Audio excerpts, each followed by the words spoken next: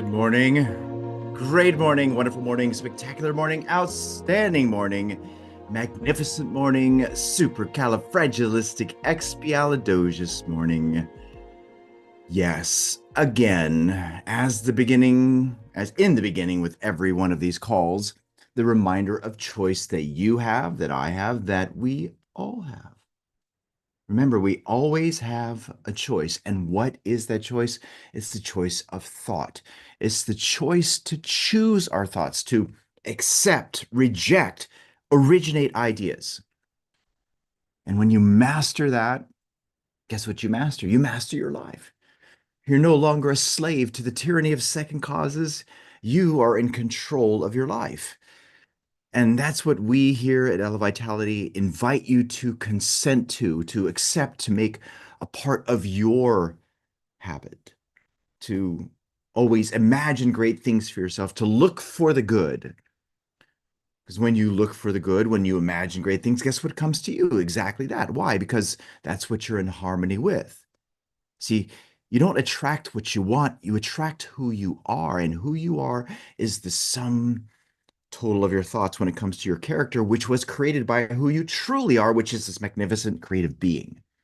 And that's what we've been diving into in this beautiful masterpiece here. There is no such thing as self-sabotage. See, this beautiful gem right here, this should be shared with everyone. And by the way, we're not saying that just because we wrote it. We're saying it because it's an incredible truth, and it obliterates the idea of you being in your own way, that you're fighting against yourself, that you're your own worst enemy, or God forbid, even that phrase that you're self-sabotaging. There is no such thing.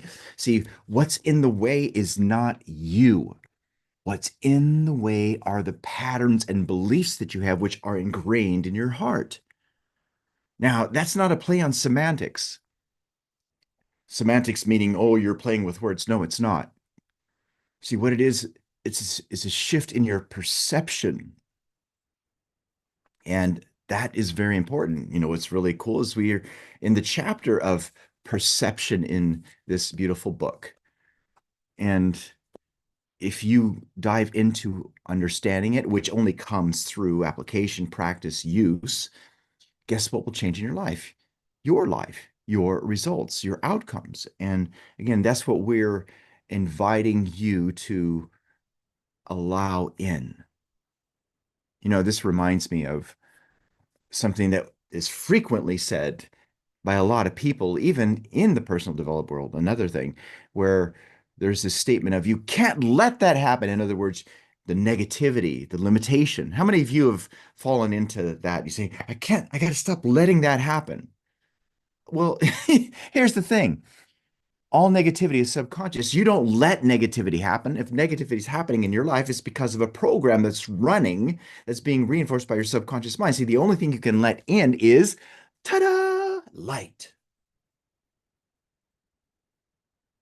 See, the letting happens when it comes to creation, expansion, fuller expression. And that's another beautiful truth that if you grab onto and connect with will help you to change the outcomes of your life, which will help you to change the outcomes of other people's lives, provided those people are ready, willing, and able to use what it is that you're sharing with them. So apply this in your life as if your life depends on it. You know why? Because it freaking does. It does, it does, it does. Now, before we proceed into this call, a reminder for you is we still have one space left at our retreat happening next week. And if it's calling out to you, if you're brave enough to move on it, then reach out to us and let's have a conversation about getting you there. All right. All right. So let's go into this, shall we? Let's go into this gem where we are. Go ahead and make a switch here. Ready? 1, 2, 3, boom. Now, we've already gone through this before, but we're going to go through it again because of how important it is. Okay? Perception is deeply tied to your beliefs. And since beliefs are formed through evaluations, changing how you evaluate a situation can change your belief and in turn, your perception. Now, again, what is perception? That's your opinion. It's something that you believe to be true about something.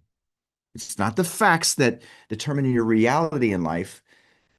What determines your reality in your life is your perception of those facts. It's the meanings that you give them.